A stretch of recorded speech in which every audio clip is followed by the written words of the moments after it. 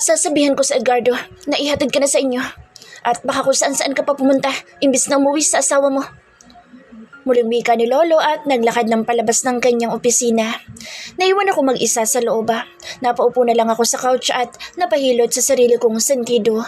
Mukhang wala yata akong mapapala kahit anong gawin ko at sabihin kay Lolo dahil gusto niya pa rin sa Sandro at malaki pa rin ang kanyang tiwala rito. Pero hindi maaari dahil talagang buo na ang pasya ko at hindi na magbabago pa. Makikipaghiwalay pa rin ako dahil nakapag-file na rin naman ako ng annulment. Hearing na lang ang hihintayin ko. I let out a deep sigh. Tumayo na ako at naglakad palabas ng mansyon. Pagdating ko sa garahe ay naghihintay na sa akin ang driver ni Lolo. No, Manong. I can drive. Hindi mo na ako kailangan pang ihatid. Pakasabi na lang kay Lolo na wala siyang dapat na ipag-alala dahil uuwi naman ako ng diretso sa bahay namin ng asawa ko. Buti na lang ay hindi na ito nakipagtalo pa sa akin at tumango na lang. Kaya sumakay na ako sa sasakyan ko at pinatakbo na ito paalis ng mansyon.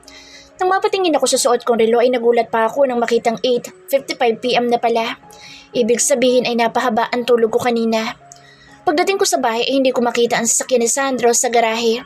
Madilim din ang loob ng bahay nang pumasok ako. Binuhay ko na lang ang ilaw para magkaroon ng liwanag. Pagkapasok sa loob ng bahay ay dumiretso agad ako sa couch at nahiga dahil parang napagod ako at na-stress sa pakikipag-usap kay Lolo. Nasaan na kayang Sandro na iyon?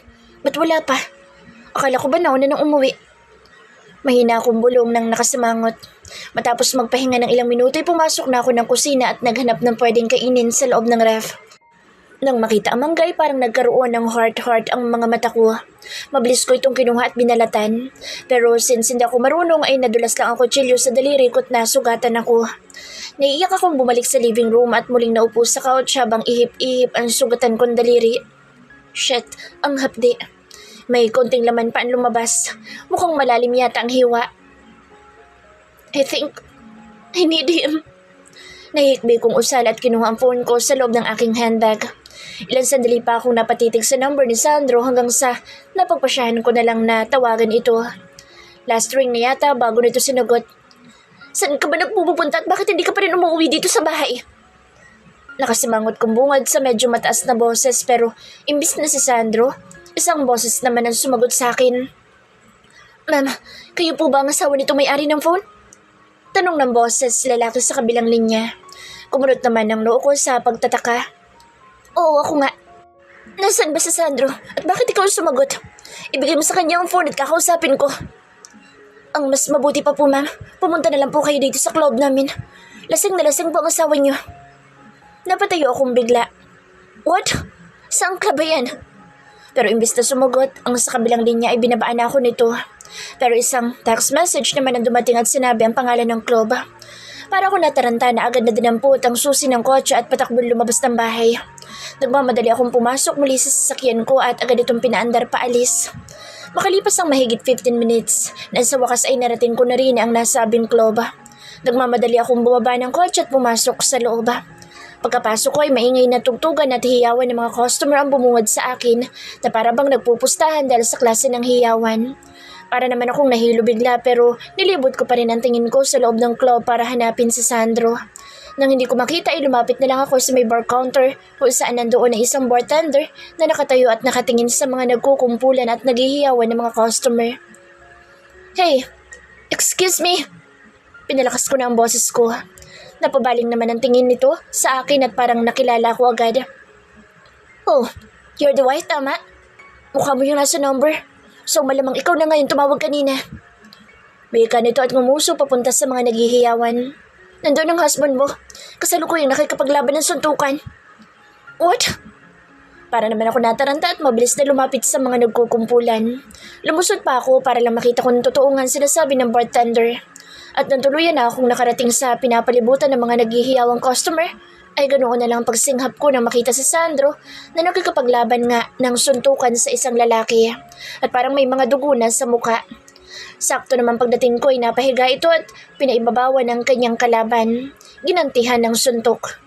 Para naman akong nataranta na agad na tumakbo palapit. Hey, stop! Pinilit kong itulak ang lalaki sa ibabaw nito pero malakas na piniksa ang kamay ko. Muntik pa akong bumagsak dahil sa lakas.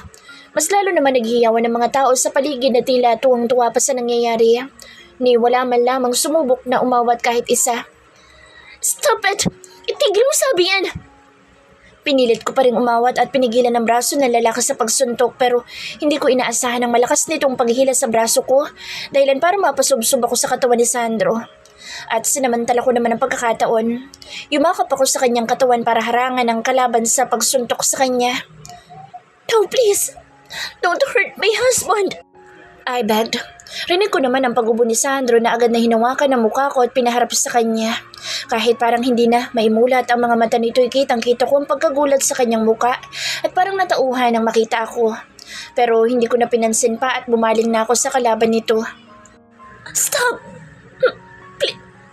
Hindi ko na natuloy ang sasabihin ko nang bigla na lang na umawang ang labi ko sa gulat. Ang kamao nito'y nabitin sa ere nang humarap ako. Pagkagulat din ang rumihistro sa kanyang gwapong mukha. Jessica, baby. Lucas. Hindi ko inaasahan na siya pala ang kasuntukan ni Sandro. Why are you here? Utal kong tanong na tanging ako lang yata ang nakarinig dahil sa sobrang hina. Your husband called me to come here. He wants a fight. Kaya pinagbigyan ko na since I'm not busy. Kailangan ko rin kasi na mapagbubuntungan ng galit ko. What? My brows furrowed. Pero bago pa ako muling makapagsalita ay bigla na lang bumagsak pahiga si Lucas dahil sa hindi inaasahang pagsuntok ni Sandro na nakabangon na pala. Mabilis itong pumaibabaw kay Lucas at pinaulanan ng suntok sa muka. Pero mabilis naman itong nasa lag. Muli namang naghiyawan ng mga tao sa loob ng club. Nataranta naman ako. Hindi ko na alam kung paano umawat sa kanilang dalawa dahil para na ako nahilo sa ingay ng paligid. Kaya naman nang makita ko ang dalawang bouncer ay agad akong tumakbo palapit sa mga ito at humingi ng tulong para ipaawat ang dalawa sa pagsusuntukan. Pero bigla na lang iniiwas ng dalawang bouncer ang kanilang tingin sa akin at hindi ako pinansin. Nakala mo'y hindi ako nakita at narinig. What's wrong with the two of you? Bakit ayaw niyo umawat sa kanila? Kita niyo nagpapatayan na? Please, do your job! I yelled at them. Hindi ko na napigilan ang boses ko. Pero nanatili pa rin bingi ang mga ito na tila hindi ako narinig. Kaya napapadyak na lang ako sa inis hanggang sa muling tumingin sa akin ang isa at nang sa wakas ay sinagot na ako. I'm sorry, ma'am. But Lucas de Vera told us not to disturb them no matter what. Dahil oras na umawat kami, ay matatanggal daw kami sa aming trabaho. What? Hindi ako makapaniwala sa narinig. Damn it! Wala na akong nagawa kundi tumakbo pabalik sa dalawang lalaki nagsusuntukan. Pero pagbalik ko ay ganoon na lang ang pagsinghap ko at pagkataranta nang makitang may brass knuckles nang nakasuot sa kamao ni Sandro habang nakapaibabaw pa rin kay Lucas at pinapaulanan pa rin ito ng suntok. Pero hindi naman lahat tumama dahil mabilis namang nasasalag ng isa.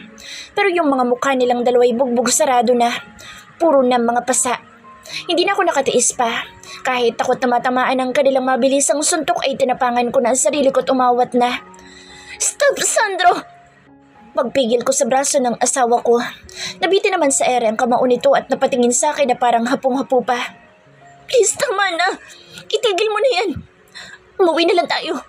Baka kung ano pa mangyari kay Lucas dahil sa pagsuntok mo. I said, but I didn't expect him to laugh sarcastically. So, mas nag-aalala ka sa kanya kaysa sa akin, ganun ba ha? I swallowed and immediately shook my head. No, it's not like that. Please, mas mabuting umuwi na lang tayo. Nandito ako para sunduin ka. Ilang sandali pa itong napatitig sa akin hanggang sa pinakawalan na nito si Lucas at tumayo na ito. Pero pagkatayo saglit pa itong napapikit ng muntik ng matumba. Siguro'y dahil sa pagkahilo. Bukod kasi sa mga suntok na natamo ni Sandro, parang lasing na lasing din ito dahil talaga namang amoy na amoy ko matapang na amoy ng alak. My God, Sandro! Bakit may ganyan kang dala? Are you trying to kill him? Hindi makapaniwala akong bulalas nang muling mapatingin sa kamay nito na inalis na ang brass knuckles na parang may mga bahid pa ng dugo. This is not mine. Naagaw ko lang sa lalaking yan kaya ginamit ko na sa kanya para maging patas kami. Patapo na rin itong inuhulog ang brass knuckles kay Lucas na ngayon ay nakabangon na. Kaya naman para tuluyan na silang maawat ay hinawakan ko na ang braso ni Sandro. Let's go home. Mabilis ko na itong hinila at nagpahila naman sa akin. Pero nakakatatlong hakbang pa lang ako nang may mabilis nang pumigil sa isa kong braso. Don't go, baby. Hayaan mo na lang siyang umuwi mag-isa. It was Lucas who grabbed my arm. Total, maghihiwalay na rin naman na kayo. Kaya sa akin ka na sumama. Doon tayo uuwi sa bahay ko. Gusto kong makasama ka ngayong gabi. I really missed you, baby. Hindi makapaniwala naman ako napalingon dito. Bumungad sa akin ang mukha nito. Putok ang labi at may mga pasa sa mukha. Kahit patay sindi ang ilaw sa loob ng club, halatang halata ang mga natamong pasa. Please, baby. Don't abandon me here. Nakikiusap ang kanyang mga mata habang nakatingin sa akin. Umiwas naman ako ng tingin. Just go home. Or you better go to the hospital. Ipagamot mo yung mukha mo. Inago ko na ang braso ko dito at muli na itong tinalikuran. At lubos ako nagpapasalamat nang hindi na ito humabol pa.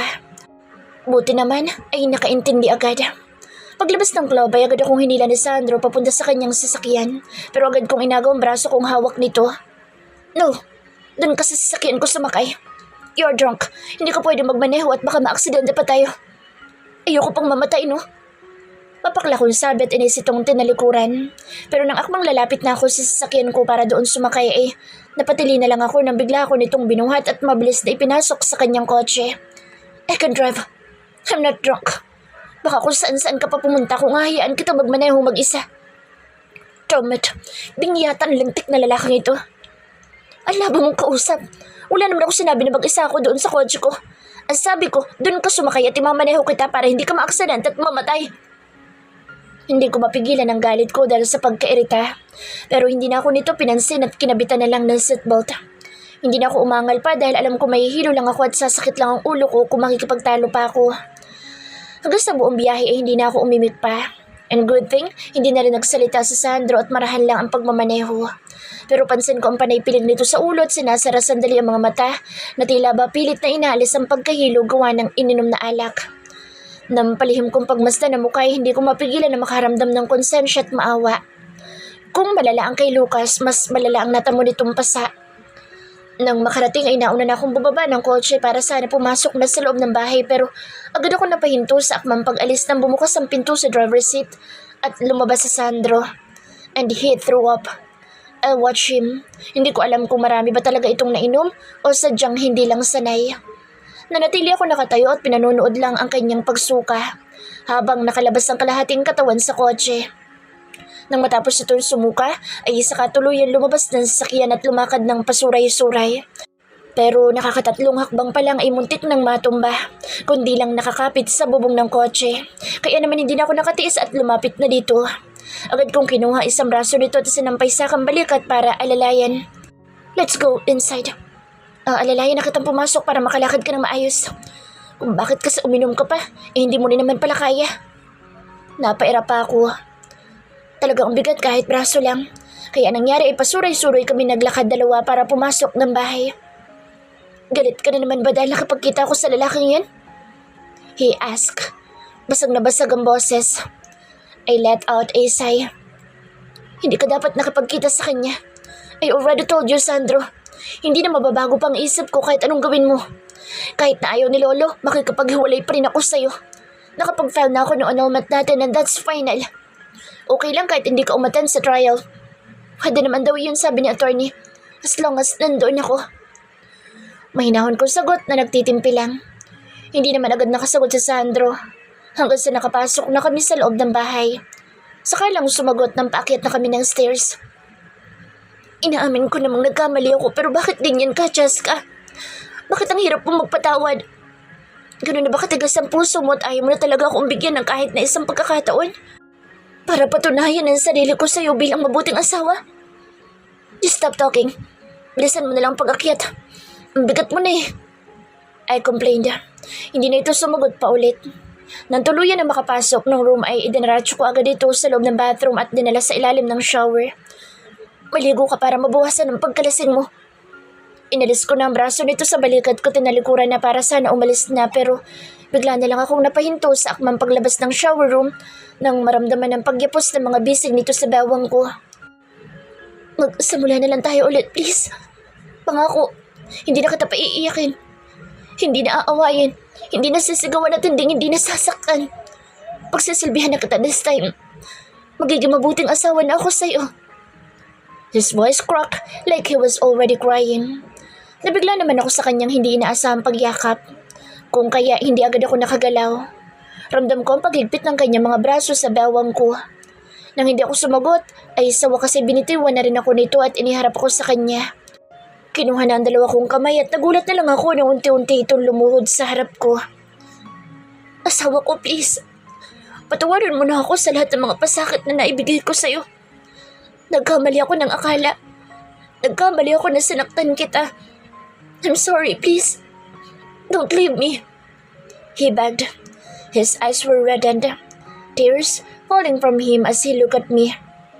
Just one last chance, please. Patutunayan ko lang sa'yo kung gaano ka kahalaga sa akin bilang asawa ko. I can't lose you, wife. Please, give me a chance.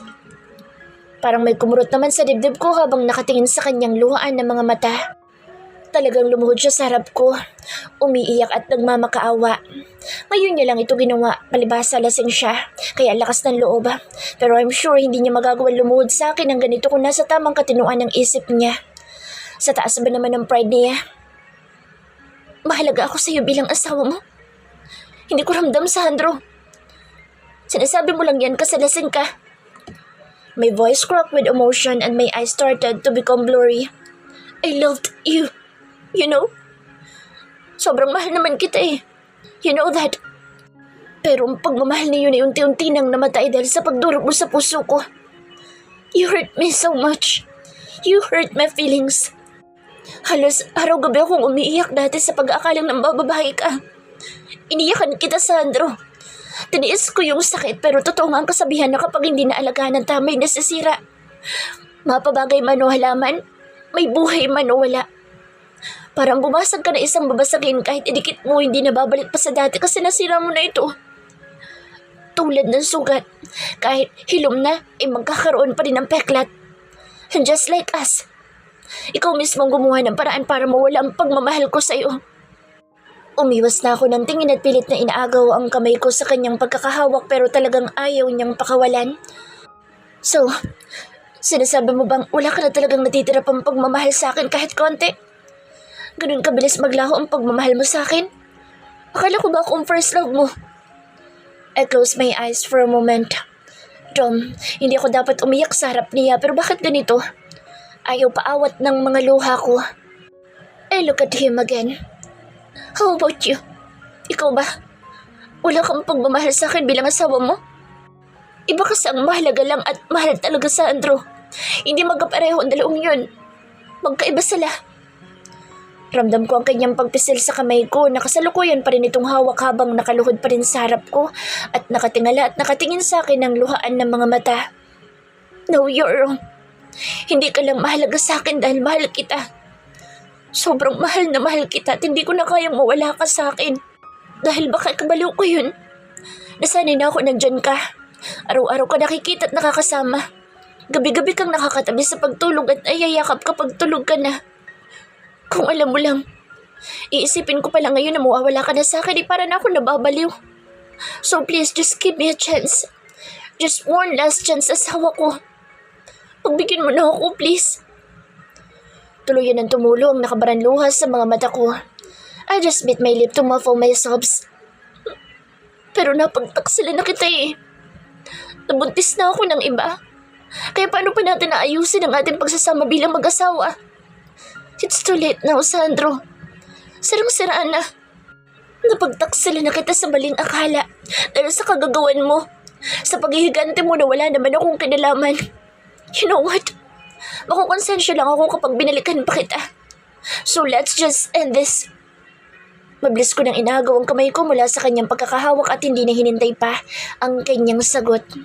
Luha na akong tumakbo palabas ng bathroom pero paglabas ko pa lang ng pinto ay siya rin paghinto ko nang may mabilis na bisig ang humuli sa bawang ko at mahigpit akong niyakap mula sa likuran.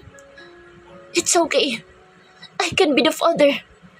Nakahanda naman ako maging ama ng anak mo basta magsisimula tayo ulit.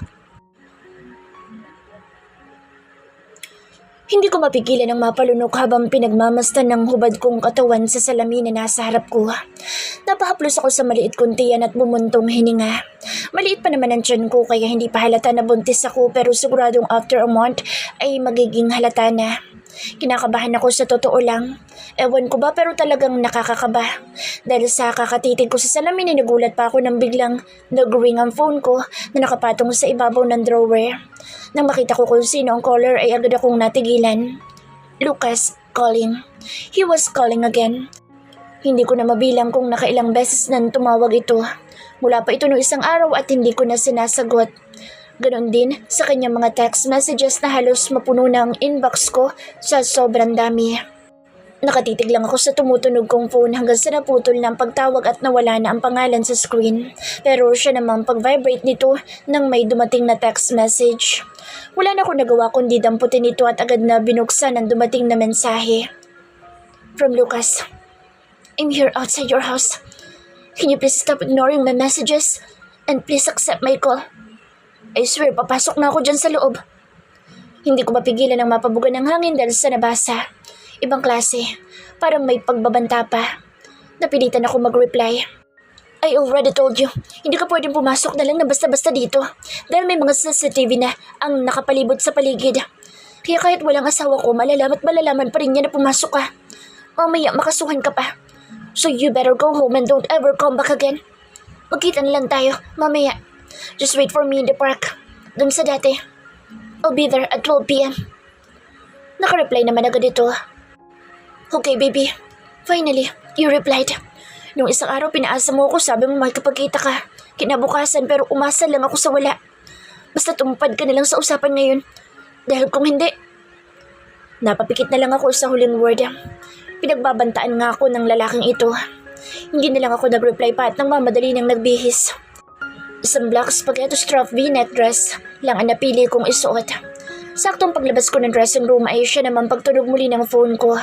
Akala ko si Lucas ulit pero nang tingnan ko, pangalan ng best friend ko ang bumungad sa akin. Si Alvin. Yes, Alvin. I accepted his call. Hey, Jessica baby. Good morning. I can't help but smile. Mukhang magandang araw mo ngayon ah. Ba't ka ba napatawag? Anong kailangan mo? Well, I'm not busy today. Ngayong araw ang hearing niyo, right? Sisamahan na kita sa court mamaya. Unti-unting nawala ang ngiti ko sa narinig. I sigh. No need. Sige na, goodbye. Hindi ko na ito hinintay pang makasagot at binabaan ko na. Yes, today is the day. Ngayong araw na ang pre-trial conference para sa annulment namin ni Sandro. Mamayang hapon, 3:30 p.m. Lumabas na ako ng kwarto at bumaba ng stairs. Pagdating ko ng kusina ay agad ako napahinto sa may pinto nang makita si Sandro na nakatayo habang nakatalikod at may kung anong ginagawa. Mukhang may niluluto. Nakatopless lang ito at may suot na black apron. Parang bigla tuloy ako nagutom nang maamoy ang halimuyak ng kanyang niluluto. Hindi ko alam kung ano pero parang ang sarap base pa lang sa amoy. Mahina akong tumikim para kunin ang kanyang atensyon at nagtagumpay naman ako dahil agad itong napalingon sa akin. And he smiled when he saw me. Agad itong binitawan ang hawak na panandok at mabilis na lumapit sa akin. Hey hon, good morning. He greeted me and kissed me on the cheek. Matapos akong gawaran ng halik sa pisngi ay muling umiti sa akin. Sorry, medyo tinanghali ako ng gising kaya nagluluto pa lang. Pero malapit na rin naman na ito maluto. Nagutom ka na ba? Napatikim naman ako. Hindi pa naman. Agad ako naupo nang ipaghihila na ako nito ng upuan. It's Monday today. Akala ko pumasok ka sa trabaho mo. Mamaya na lang, hon. Aalis ako after you eat your breakfast. Bumalik na ito sa kanyang niluluto matapos akong paupuin. May gusto ka ba ipaluto na ibang pagkain? Just tell me, I can cook. I shook my head. No thanks. Okay na sa akin kung ano man yung niluluto mo. Mukhang masarap naman eh. Halata sa amoy. Nagustuhan ko. Pansin ko ang kanyang pangiti sa sinabi ko at hindi na sumagot pa. Nag-focus na lang sa kanyang niluluto. And I just watch him. In fairness, tinutuo nga niya ang kanyang sinabi na magiging mabait na siya at mabuting asawa. It's been 3 days since our last argument. Akala ko ilasing lang siya nung gabing iyon kaya niya nagawan lumuhod sa harap ko at magmakaawa para lang bigyan ko siya ng isa pang pagkakataon. I didn't say yes na makikipagbalikan ako sa kanya. Pero talagang tinupad niya nga ang kanyang sinabi dahil sa loob ng nagdaang 3 araw ay nagawa niyang maging mabuting asawa sa akin. Pinagluluto ako sa umaga bago siya umalis papuntang trabaho at may delivery sa tanghali galing sa isang sikat na restaurant. Ganoon din pagdating ng gabi, siya pa rin ang nagluluto. At kapag umuwi sa trabaho ay hindi nakakalimutang magbili ng gusto kong pagkain. Walang iba kundi hilaw na mangga with alamang. Kumakain ako noon sa gabi bago matulog at gumigising naman ulit ako sa hating gabi para lang kumain noon. At dahil hindi ako marunong magbalat ay ginigisingan niya ako kahit na hindi pa kami nagpapansin ng masyado. And I hugged him every night. Hindi dahil sa okay na kami kundi dahil gusto ko lang ng amoy niya. Sa 3 araw na lumipas ay hindi muna ako pumasok sa trabaho dahil palagi na lang akong tanghali kung magising at tamad pang bumangon. Parang gusto kong magsitulog na lang buong maghapon. Hindi ko alam na nakakatamad pala pag buntis. Pihikan din sa pagkain. Nakakapanibago sa totoo lang. Feeling ko habang tumatagal ay mas lalong lumala ang pagbubuntis ko. Ang weird na kasi ng mga gusto ko. Ayaw mo bang sumama sa akin ngayon sa trabaho? Sandro asked me. Tapos na itong magluto at kasalukuyan na kaming kumakain ng breakfast. Coffee with bread lang ang kanya at ako naman ay mainit na sabaw na inasiman at iba pa. And syempre, mangga with alamang ulit ang pagkain na paborito lang namang kainin ng mga buntis. Ayoko muna lumabas. Bakit hinahanap pa ako ni Lolo? Galit pa rin kaya sa akin na matandang yun? Ay, malamang galit pa nga. He asked me if you're okay at kung bakit hindi ka na pumapasok. And I told him na magpapahinga ka muna at next week na lang papasok. So, is he still mad? No. I told him that we're okay now and he was very happy. Basta alagaan daw kita na maayos at huwag pababayaan ano man ang mangyari. And I promised. Sandali ako natahimik. I miss my grandfather. Nakukonsensya ako sa pakikipagtalo sa kanya. Nga pala, mamayang hapon ang trial para sa annulment natin. So sinabi ko napahinto si Sandro at saglit na natigilan bago tumingin sa akin.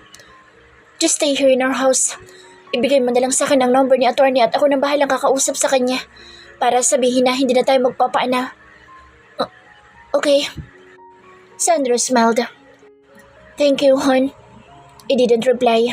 Umiwas lang ako ng tingin at nag-focus na lang sa pagkain ko. Matapos mag-breakfast ay nagpaalam na si Sandro para pumunta na sa trabaho.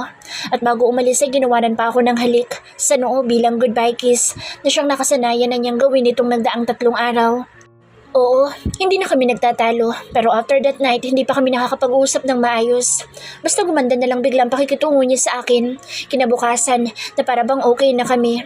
And sinakyan ko na lang din kahit na feeling ko ang awkward pa rin. Nang tuluyan ang nakaalis ng sasakyan ni Sandro ay sumakay na rin ako sa sasakyan ko at agad na nagpadala ng text message kay Lucas na magkita na kami sa park.